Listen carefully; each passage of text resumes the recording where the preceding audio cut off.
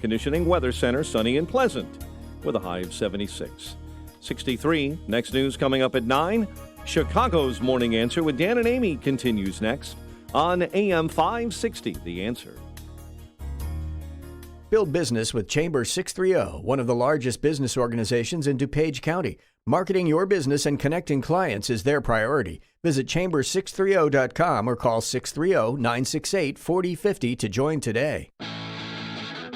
Listen to podcasts of Joe Walsh and Chicago's Morning Answer with Dan Proft and Amy Jacobson on the AM 560 mobile app. Download it today at 560theanswer.com/mobile. Good morning, Dan and Amy. You want to stay tuned for my review of American Factory, the Obama's first offering on Netflix. I think my review is going to surprise you, and I think American Factory may surprise the Obamas in terms of the reception it receives. But first, the Kendrick brothers have done it again. After serving in church ministry for 20 years, Stephen Kendrick now writes and speaks and produces Christian films with his brothers Alex and Shannon. You've seen some of their films, I'm sure. Oh, War Room, Fireproof. I've seen War Room, Courageous. Courageous, I love. Burlsworth, the football player from Arkansas, that was fantastic. Fireproof, Facing the Giants, Flywheel. Got a new one out in theaters starting last week, actually, open nationwide. It's called Overcomer, and we're pleased to be joined by Stephen Kendrick to preview that film. Stephen, thanks for being with us. Appreciate it. Absolutely. I'm honored to be a part of the program. So tell us about Overcomer. It's high school sports is the backdrop. Yes. Overcomer is our sixth feature film, and it is about a coach who loses his basketball team and struggles with his own identity and ends up being forced to coach cross country. The only person who goes out for his team is one runner who has asthma issues. You know, she's lost her parents, and it sets up a journey of identity of both of them discovering their value, who they are.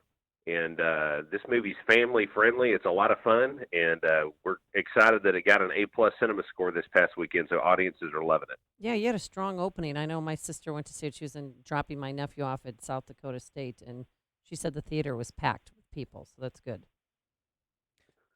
Yes, we were very excited that all ages are resonating with this film, that elementary school kids are loving it, teenagers are loving it, senior adults are loving it. So we specifically are trying to aim at a family audience because I've got 6 kids. My brother Alex has 6 kids. We're trying to make the kind of movies that we want to go see. You know, we want to be able to laugh and be entertained, be challenged. We want to see our faith honored on the screen. And also, this movie ends with about a 20-minute, very inspirational sports edge-of-your-seat experience with a state championship run as this girl. It's funny, people are cheering in the theaters trying to help this girl get across the finish line at the end of the movie. I wonder if she'll get across the finish line. Yeah. Is it going to be, would you compare it to like Chariots of Fire, to Rocky and Apollo running on the beach? I mean, you're right. Yeah. I would say the end of the movie is more like cheering Rocky on, you know, okay. In his big fight. But we like to make movies that will honor faith, will honor family. If people liked War Room or Courageous or Facing the Giants, they're going to love this film. We think it's our best film. It's the biggest budget.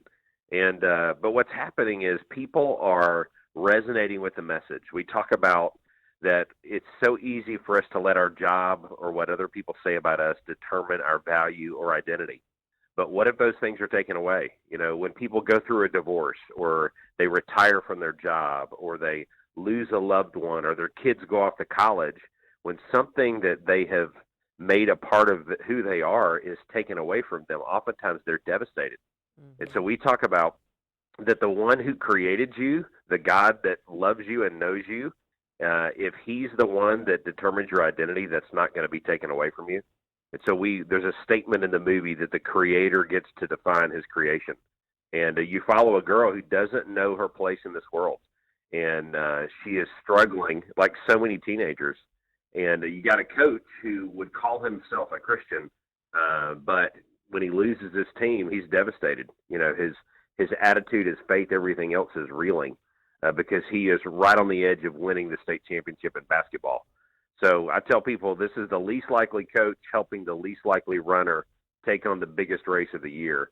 But you will be left challenged and inspired, and you'll have a great conversation with your kids afterwards. And now, is this based on real events at all? Because I know obviously the film Courageous was a real guy named Brandon Burlsworth who played football. This movie, we basically base it on multiple things that have been connected in our lives. My brother Alex coached all 6 of his kids to state championships in cross country, and as he was cheering them on from the sidelines as a supportive dad, he starts getting this movie idea in his head of what happens. It's actually a genius idea of what happens in the last part of the film, of how this girl is being coached through this race. And at the same time, my wife and I were going through the adoption process, and we adopted a baby girl with a heart condition from China, and we saw her go from being an unwanted burden in a communist country to being a welcome, beloved blessing in America, in our home. And we saw this identity change completely in her life. And she was born on Valentine's Day.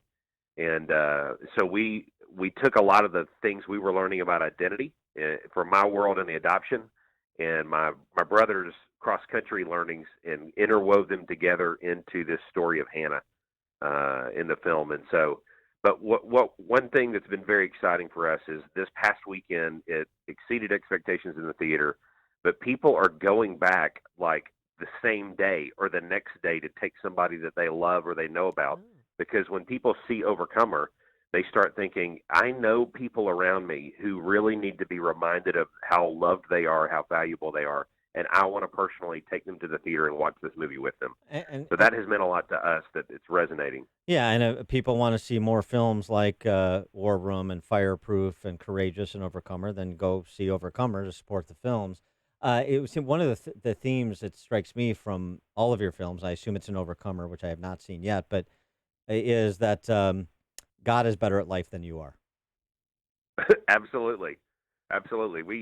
Alex and I were 20 years in church ministry. So we're in the trenches, marriage counseling, helping people with addictions, visiting the prisons, the hospital, all those things. And we have seen how that not only does God answer prayer and prove his existence and his involvement in our lives, and we put some of those messages in the movie War Room, but he also knows better how we should live our lives. He has the blueprint on everything, and he can be trusted, and he wants what's best for us. So when people discover that walking in truth and integrity is better than walking in deceit and lies, when they learn that walking in love and in grace and in forgiveness is better than walking around bitter and hateful and angry, but in every aspect of life, he can be trusted. And in this film, when you find out that God created you and he wants a relationship with you, and your best version of yourself will be when you let him tell you who you are, rather than your Facebook likes, rather than your critics, or even your failures from the past. Too often people are letting their failures or what's the abuse that happened to them when they were young determine their value, and they're walking around depressed. We got an email from a lady in Australia who watched it this past weekend in theaters in Australia. And she said she took one of her good friends that they've been very close, and when they got up to the parking lot, her friend just broke down and began to weeping, saying, I have been struggling with depression, with suicidal thoughts, all of these things. And this movie has really opened up my heart and reminded me how valuable I am. And so she said, people are being hit very deeply in the theater as they're watching this film. Oh, yeah, a lot of tears when my sister saw it, that's for sure, and I can't wait to see it. I'm going to take my boys. Do you get a lot of pushback or anything from mainstream Hollywood with your success? Because I don't know if they're, some people seem that they don't have God in their life, but what has the experience been like for you?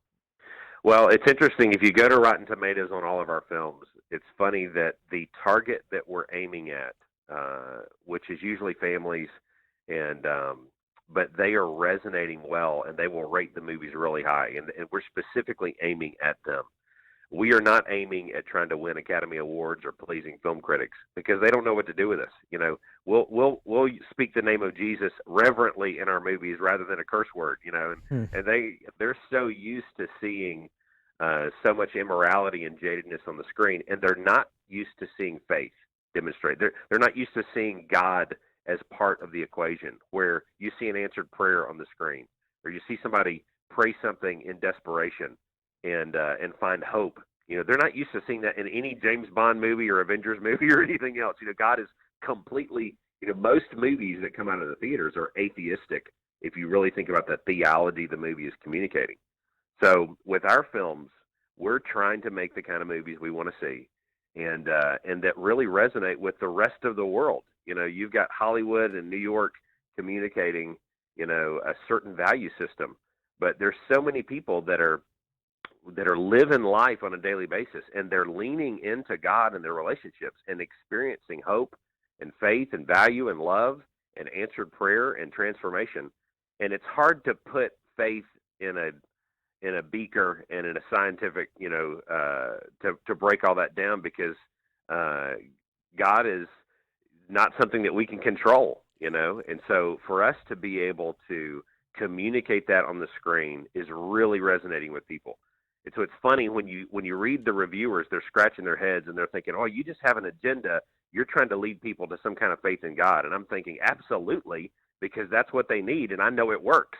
And so it's the how you're describing being treated by the critical world and Hollywood is not surprising. But I wonder, have there been any surprising moments where you've actually gotten encouraged from quarters in Hollywood or elsewhere that you didn't expect? Oh yeah, absolutely.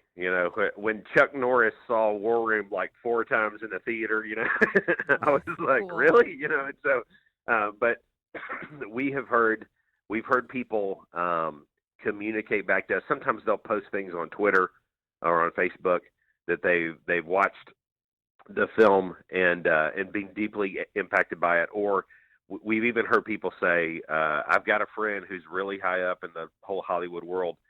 They would not come out as being a Christian or following God, but Fireproof saved their marriage, and they just wanted me to send you a note that it helped rescue them." And I don't know how many thousands of marriages we have heard have been saved through the movie Fireproof, or dads breaking down and weeping in the theaters. Courageous was used in prisons to help men forgive their dads, because the common denominator of most men in prisons is that they've grown up in a home without their father involved in their lives at all. Yeah. And Overcomer deals with fatherlessness as well. You're seeing a girl who has not had her parents in her life and just struggling with who she is in the world and her value.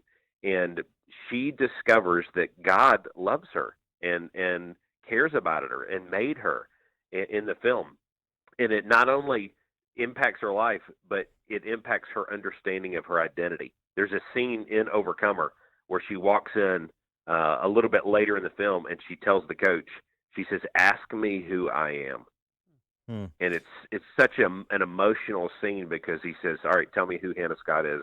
And her answer is so moving and so powerful that you see a teenager having discovered her value and her worth in this world.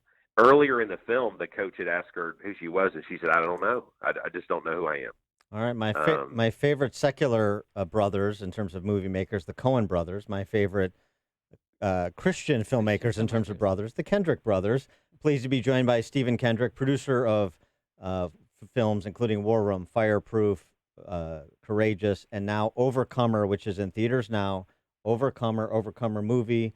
You can follow them on Twitter. Overcomermovie.com is the website. Check your local listings and get out to see Overcomer.